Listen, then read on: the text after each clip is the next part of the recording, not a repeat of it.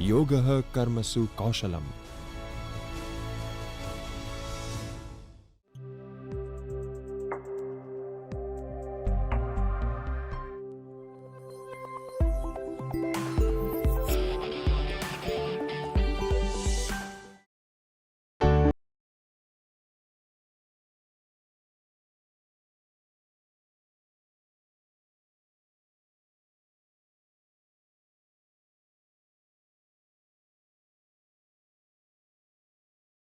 Students, my name is Ishan Shinolikar and today I will be speaking about consumers, producers and market efficiency part 2, that is producer surplus.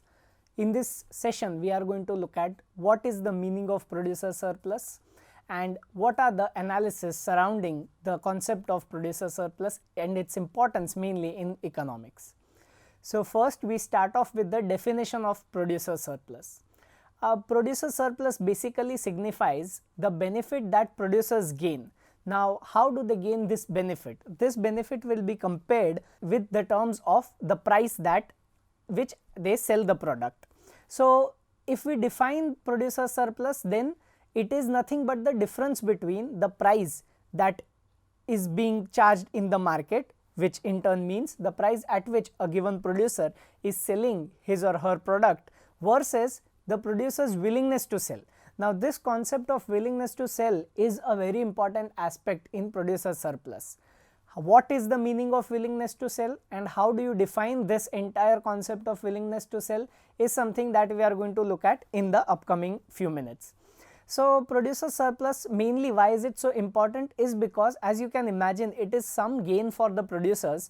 It tells the government or the policy makers about the situation wherein how much is the gain for the producers. So, if there is a situation where the producers are not actually gaining anything, it means that there is a price in the market which is way below their willingness to sell, right. So, if there is a price which is above their willingness to sell, then what happens is they are experiencing some gain in the market. So, this leads to a lot of consequences such as increase in producer confidence, more number of producers being incentivized to get in the market, produce and sell and so on. We will look at each one of these in detail. Let us look at the objectives of this study. So, first is to understand the meaning and significance of producer surplus. Second is to analyze factors that influence the producer surplus in the market. Next, we explore the concept of willingness to sell. Further, we use the supply curve and understand producer surplus. Then we look at how a higher price is going to raise the producer surplus. So, moving on to the next topic, that is the first aspect of an analysis, which is the meaning of producer surplus. So, unlike consumer surplus, which was on the demand side of the things or pertaining to the consumers in the market, now we move on to the other end of things, that is the producer side of things. So, producer surplus is a concept that is embedded into the supply side of the market. When we say the supply side of the market, it pertains to the producers. Producers are the people who produce goods and services. Now, if you imagine yourself to be a producer, then what would be your thought process of getting into the market and selling your product? So, you would imagine that unless you get a certain minimum level of selling price, you will not be willing to get into the market and sell your product that you have produced, right. So, in this essence, the minimum acceptable price that the producers are at which the producers are willing to get into the market and sell their product becomes very, very important. Anything above this minimum acceptable price for the producers becomes their gain. For example, if we take a very simple example, if I am producing a certain product, right, and I say that unless the product is sold at 100 rupees, I will not get into the market and I will not sell this product. So, in this case, the minimum acceptable price for me is 100 rupees. Now, anything above this will be a gain for me. This gain for me is called producer surplus, because over and above the minimum acceptable price at which I am getting into the market, I am earning something over that. So, if we just elaborate or extend this concept, then we can imagine that if we are producing certain good or services, there are certain things that are involved in the process. These things are nothing but factors of production. these factors of production are those things that aid in the process of production. So for example, you might need a piece of land, that is an office or an entire piece of land. You will need a machine, you will need a few workers and so on. So these are nothing but factors of production. These things come together and they help you produce the good or service that you are willing to produce. Now these things don't come for free. What happens is, when you get these factors of production in order to produce a certain product, you need to pay them for their services. This payment is nothing but cost of production. So overall, the payment to the factors of production along with any other miscellaneous expenses that you can include makes the total cost of production for producing a good or service in the market. Now these costs of production are different for different people. So you can imagine that the minimum acceptable price would also be different for different producers. Now let's connect these two things. When you are a producer and you want to enter the market for selling a product, first of all what you will do is, you will analyze how to produce a certain product or service. Next, you will get the required factors of production and any other things that will help you in the process of production in order to start producing that. As you get these factors of production, you pay for them, which is nothing but the total cost that you incur. So on one hand, you have a calculation which is nothing but the total cost of production, that is the total cost that you incur in order to produce a certain good or a service. Now moving on to when would you be willing to enter the market. You would be willing to enter the market at a point where at least the price is so much so which covers this cost of production that you have incurred. So we can say that by this logic, the minimum acceptable price for any producer to enter the market is nothing but the cost of production for that producer. Now going back to the point where I said that this thing is subjective, meaning this is different for different producers. It means that each producer may have different level of producing capacity or different level of efficiency. Depending on the level of efficiency, this will determine what would be the cost of production for a given producer.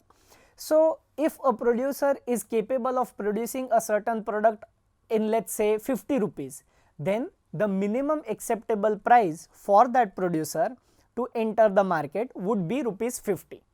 Another producer might not have that efficient resources.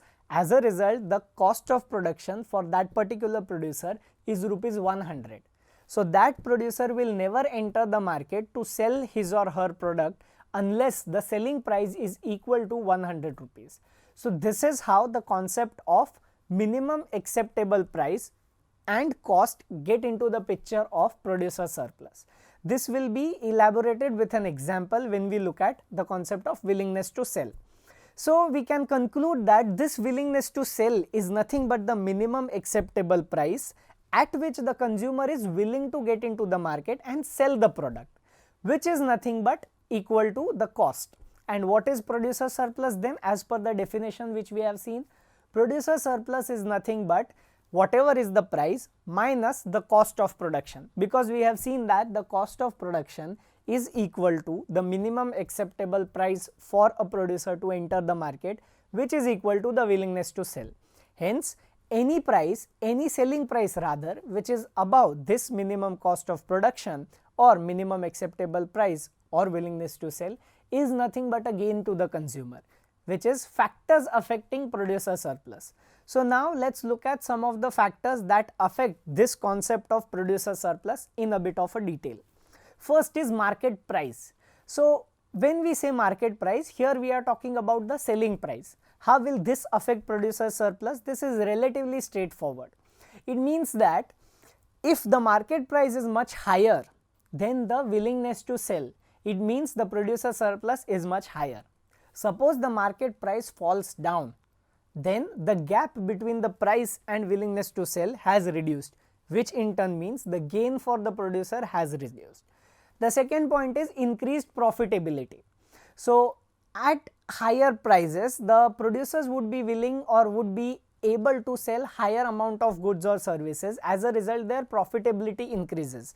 When the profitability increases, this could be invested in the production process and more efficient means of production could be used, which reduces the cost of production. When the cost of production is reduced and if we assume that the prices are remaining constant, then again the gap between price and cost of production is increased. So, the gap between price and cost of production is nothing but the producer surplus. Hence, a higher profitability will also affect producer surplus. Throughout the analysis of this particular section, you should always remember how the gap between price and cost of production is increasing, whether by the means of change in price or by the means of change in cost of production. If the gap reduces, the producer surplus falls. If the gap increases, the producer surplus rises. Moving on to the third aspect, that is supply elasticity. Now, what do we mean by elasticity of supply?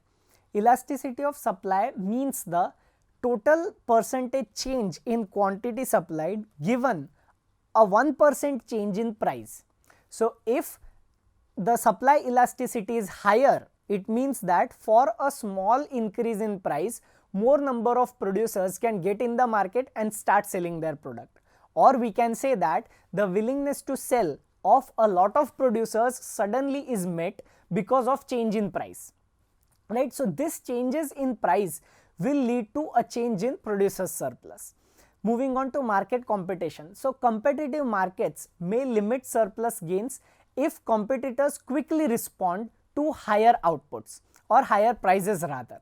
So, in this essence, market competition will also lead to a change in producer surplus based on the response of competitors. The lesser the competitors, the better it is for a particular producer in order to capture the market share and gain producer surplus by a higher margin, because they can just increase the prices and they will not have a lot of competitors matching that. Moving on, the cost structure. So, this would also be relatively straightforward. If there is a change in the cost structure, which means that either the cost of production is increasing or decreasing, this is directly going to impact producer surplus. The next point under factors affecting producer surplus is cost of production. Now, again, whatever points we are going to look at, it is going to affect the cost of production or the willingness to sell aspect of the producer. This aspect is going to determine the gap between price and willingness to sell or cost of production, and this is going to have an impact on producer surplus. First is cost efficiency. Lower cost increases surplus and goods can be sold at lower prices when covering costs. So, this leads again to the gap between price and cost of production, and this changes the producer surplus. Next, economies of scale. So, economies of scale is, as we call it, a long run concept in economics. What do we mean by economies of scale? Economies of scale basically means if you increase the input by a small proportion but output increases by a great proportion. Now, in this case, if I simplify this concept down for you in terms of producer surplus, it just means that you are not incurring too much cost of production, but you are able to produce a lot higher amount. When I say you are increasing the inputs by a small amount, but the output is increasing by a larger amount or a larger proportion, then lesser input would signify lesser cost of production. As a result, a lesser cost of production and being able to sell higher output leads to higher producer surplus. This is generally also known as an output effect. Moving on to technology and innovation. Technology and innovation again hints at the efficiency of production process. So, if you have better technology and innovative processes, you can reduce the cost of production and increase producer surplus. Input cost fluctuations. So, suddenly imagine the input costs went down. The machinery is available to you at a very cheaper rate. The offices that you want to rent are available to you at a very cheaper rate. This overall reduces the cost of production and hence increases the producer surplus. Moving on, government policies. Government policies such as subsidies can also aid the producers in order to reduce their cost of production, thus increasing producer surplus. Moving on to the next aspect, where we see the other factor that affects producer surplus is technology and efficiency. Now, we have discussed this. Let's quickly summarize the points under this aspect that increase the producer surplus. So first would naturally be cost reduction, because innovative processes and better technology reduce costs. Second is increased productivity. Now what do we mean by productivity? It means the contribution of each factor of production. For example, if I have 2 workers working on one machine, now if the machine is not so automated or not so advanced, where the workers have to spend a lot of time adjusting the mechanism of the machine, allowing them to produce, let's say, only 10 units of goods or service at the end of the day. Now if I innovate on this machine, or if I get a better technology where the machine is enhanced such that the workers need not spend so much time automating the machine or changing the mechanisms, then the workers, by doing a minimal job, same 2 workers by doing a minimal job, what they can do is they can get the machine produce, instead of 10, 20 units at the end of the day. So this increased in productivity will also lead to more amount of goods and services being produced by the producer, and ultimately when the producer sells that in the market, he or she will get a higher producer surplus. Next is market expansion, adaptability and supply chain organization. So these aspects, you can imagine, will ultimately hint at somehow lowering the cost of production and increasing the gap between price and cost of production. Only in the case of market expansion, what we are getting is we get more number of customers buying our product, more number of customers being loyal to us. So in this case, what may happen is, if your product or service is being appreciated by a bigger set of people, you can slightly increase the price even if your cost of production is going down, and this will lead to an increase in producer surplus. But this again has to be linked with competition in the market. If there are many competitors, then it will be very difficult for you to get so many customers as loyal customers to you, because they will always compare the prices, and a slightly higher price will not incentivize them further to buy your product. Moving on to the next aspect, that is competition. So this also we have discussed more or less, and as you can see, all the points are interlinked. So looking at competition, first of all, high competition leads to a lower prices. We all know that, because as we just discussed, if you are having too many competitors, when you have many competitors, it indirectly hints that the product or service that you are selling is more or less similar. It may not be exactly the same, but it could be similar. When it is similar, it is very difficult to retain a customer even at a higher price.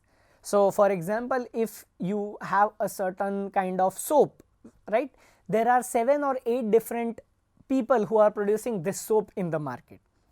Now the price range of this soap could be anything between 30 to 35 rupees. Any customer would be preferring your soap maybe because of the fragrance or because of the shape of it or whatever reason. But if you think that the customer is going to be loyal to you, even if you charge a price equal to 45 in order to increase your producer surplus, then that is a very difficult thing to happen unless there is no competition, meaning there are only 2 or 3 of you who are selling the soap. So in this case, what may happen is all of you might increase the prices by some amount and the producer surplus increases. However, this is not the case and this does not happen. Second is market power. Entry and exit, what it means is people or producers can easily get into the market or exit the market. So if you are selling a product and at a given price, and the number of producers who can get into the market, produce a product and sell it, it's very easy for them. Then they can just observe that if you have 10 customers and you are selling at 5 rupees any product, then they can just get in the market, produce similar product and sell it at 4.5 or 4 rupees. So what this will do is, this will attract your customers to them, and this in turn will change producer surplus. So this is how there are different factors that affect producer surplus. Next, we move on to government policies. So what do we understand by government policies? Government policies, as we discussed a point in between, is the taxation and subsidy policy by the government.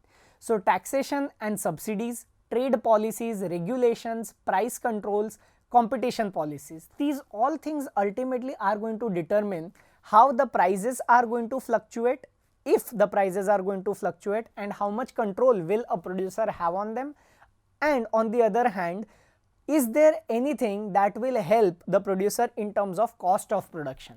For example, if there are higher taxes, it can be assessed that the cost of production just increases because a tax has to be paid at the end of the day by the producer. If there are subsidies, this reduces the cost of production for the producer and hence increases the producer surplus. The next topic that we are going to see is cost and willingness to sell. So, here we are going to analyze cost and willingness to sell using a cost and willingness to sell schedule. A schedule is nothing but a tabular representation of data. So, in this table you can see first column is seller, where you have 4 sellers. So, we are assuming that the market consists only of 4 sellers A, B, C and D, and the next column is cost. So, a tabular representation is nothing but setting up of data in terms of rows and columns. So, here you have 2 columns, seller, where you have 4 sellers, the name of 4 sellers in the market A, B, C and D, and you have the cost for them. Now, this cost is nothing but cost of production. The cost of production for each seller is given to you. Now, what this means is that each seller is only willing to enter the market and provide their services if the price that they will be paid against their service is equal to this cost at least. Anything about that will be their gain. This is the definition of producer surplus. For example, let us look at seller number D or seller named D. The seller named D has said that he or she would be willing to enter the market if the price is anything equal to 500 or above. That is, 500 is the willingness to sell that has been stated by them. Now, why is this the case? This is the case because the cost of production for seller named D is 500 rupees. If we take the example, then let us say this person D is a painter and you want to get your house painted. Now, the painter will have a lot of different costs. He or she might need to get some brushes, some colors and other equipments that they need in order to paint whatever you need to get painted. Now, the cost of all these things for this particular person D is equal to 500. So, if you say I am going to pay 400 rupees, then this person D will say I am not willing to paint the product for you and you can find another person who is willing to do so. So, if you say that you are willing to pay rupees 400, then this person D will say that he or she will not be able to give their services to paint the product that you wish to paint, and you may find another person who would be willing to paint. So, this represents the willingness to sell the service of painting for the seller D. Here, this is compared with the cost of production in an essence for the person D. So, here the cost is nothing but the cost of equipment for this painter D. So, as we can imagine, given the cost for different producers, their willingness to sell their good or service will be different. So, this willingness to sell schedule tells us different cost of production or costs in simple sense for 4 different sellers, that is A, B, C, D. Anything below this particular cost, that particular seller will not be willing to sell their product or service. For example, if we take another point, if the cost of production is equal to 800, right, then at the point of 800, seller B will just be indifferent between whether to sell his or her service or not. What about seller C? Seller C has quoted the willingness to sell at 600, or the cost of production for seller C is equal to 600. So, at any price equal to 800 which he or she is getting paid for good or service, there is a massive gain for seller C. That is, seller C would be happy to work at the rate of 600 minimum, but you are saying that you would be willing to pay 800. Then there is a gain of 200 for seller C. So, this way the concept of willingness to sell is in line with the cost of production and it helps us to identify producer surplus. Further, in the next topic, what we are going to do is, we are going to use this willingness to sell and cost schedule and build a supply curve and supply schedule. And using that supply curve, we are going to measure producer surplus. So the next topic is supply curve and willingness to sell. So here, as you can see, there is a supply schedule that is given to us. In the supply schedule, there is nothing but the representation of law of supply, where you compare price of a good or service and quantity supplied. So looking at the table 1, that is willingness to sell schedule, where you are comparing willingness to sell and cost, and moving on to supply schedule, where you are comparing the quantity supplied against prices, we can just create a supply curve. So the first column in our supply schedule will be price. So here let's create range of prices. The least point would be less than 500. We know that below the level of 500 there is no one who is willing to offer their services. So the minimum acceptable price for any seller to enter the market has to be something around 500. As soon as the price reaches 500 rupees, first seller named D is ready. So we can imagine that the seller D's cost of production is equal to 500, because this is the minimum acceptable price for seller D to enter the market and start selling the product. Now, till what level will seller D be the only one who will be selling their good or service in the market? It is up to the point of 500 to 600. So if the price in the market is 599, seller C is not entering the market, because seller C says for him or her the minimum acceptable price is equal to 600. At 600, seller C will be just indifferent, that is, they will not gain anything, but this covers the cost for them. Anything above 500 will be a gain for D. For example, the price is 599 rupees. So here there will only be one seller in the market, which is seller number D or seller named D, because the cost of production or willingness to sell for that seller is equal to 500. And when the seller is paid rupees 599 against the cost of production or willingness to sell at 500, 99 rupees is the producer surplus for the seller. So similarly, we can assess situations for different sellers based on their quotations or their cost of productions and create this supply curve. So as soon as the price reaches 600, you have another seller coming in the market and willing to sell their good or service. That is, now you have two sellers, seller D and seller C. This is corresponding to the x-axis. As the price increases further, then people with higher cost of production look at it and say that, okay, now we can enter the market because our minimum acceptable price corresponding to our cost of production is being met and we can sell the product. So this way you move up to 900, where you have all the four sellers in the market willing to sell the product. So the curve at the point 900, right, which shows A's cost of production or willingness to sell is corresponding to 4 on the x-axis, representing the number of producers in the market equal to 4. Moving on to the next topic, we are going to just calculate the producer surplus. We have theoretically already done it, but let's look at it graphically. So first, when there was producer D in the market, what was happening was only one person is selling. His or her cost of production is 500.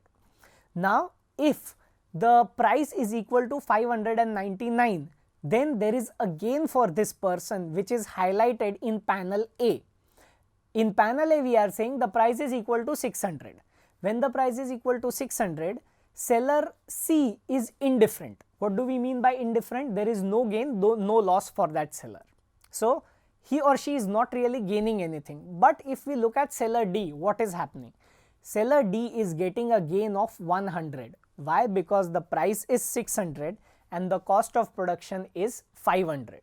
So the difference is nothing but a gain. This is producer surplus, that is price minus the cost of production, which is equal to 100 as depicted in panel A. Moving on to panel B, Here we are seeing that the price is increasing from 600 to 800. So when the price increases from 600 to 800, we are observing that another seller is entering the market. Another seller called seller C is entering the market. So this raises the total producer surplus in the market. Initial producer surplus of seller D, which is the highlighted part between 500 to 600, is definitely there, and for seller D, when the price further increases from 600 to 800, there is another gain of 200 for this particular seller. On top of that, another seller comes in the market, that is seller C has now said that okay, my minimum acceptable price have been met and I am going to get into the market and sell because my cost of production is only equal to 600. But what is the price that he or she is selling?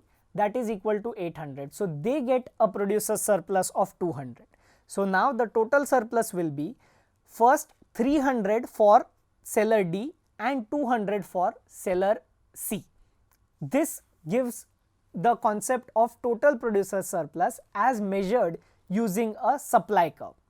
The next topic is how a higher price increases the producer's surplus. So we have already seen this, but now we will see this using a straight supply curve or a supply curve which is a flat line.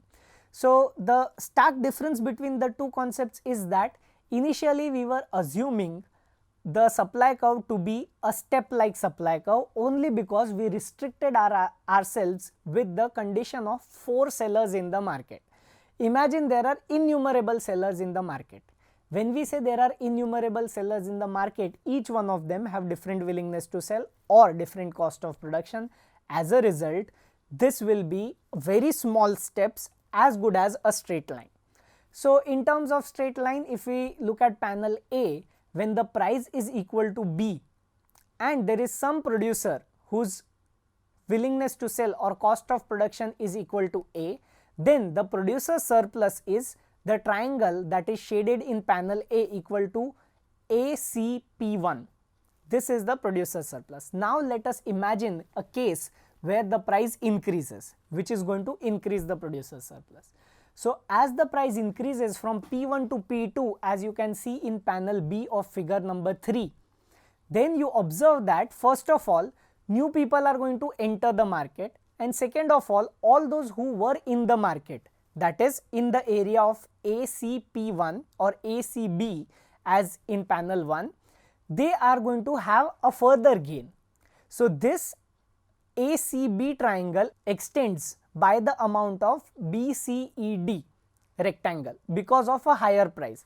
Now this portion is the gain in producer surplus for the existing customers, whereas the small triangle that you can see as CEF is the addition to producer surplus because of new people entering the market. You can imagine as the price increases, right, more producers can see their cost of production being covered up, and as a result they enter the market and start selling their product. So this is how a higher price raises the producer surplus and ultimately the total surplus as well. Moving on to the next topic, that is significance in policy purposes. Now what is the significance of producer surplus for a policy maker? A policy maker while devising policy would be looking at what is the overall state of policy making in the economy and how is it affecting the producers, whether it reflects efficient resource allocation and market transactions, because by changing a few things here and there, it may be the case that producers might get a gain out of it. Second is policy formulation. So the overall policy formulation from the government side, if they can provide subsidies to the producers, then more producers can be incentivized to get into the market and start producing and selling. So this also raises the producer surplus or increases the supply in the economy. So overall, it is very important for policymakers to look at producer surplus or analyze producer surplus because it ultimately targets the supply side of things. And recently we have seen that supply side of things is also very important in terms of economic stability. So we can have a lot of aspects achieved, such as market competition, then policy impacts in terms of international policy, that is trade policies, barriers and trade promotions. Then we can also incentivize production using or targeting the aspect of producer surplus. So this way, looking at the supply side of things, for policy makers, producer surplus is extremely important. Thank you so much.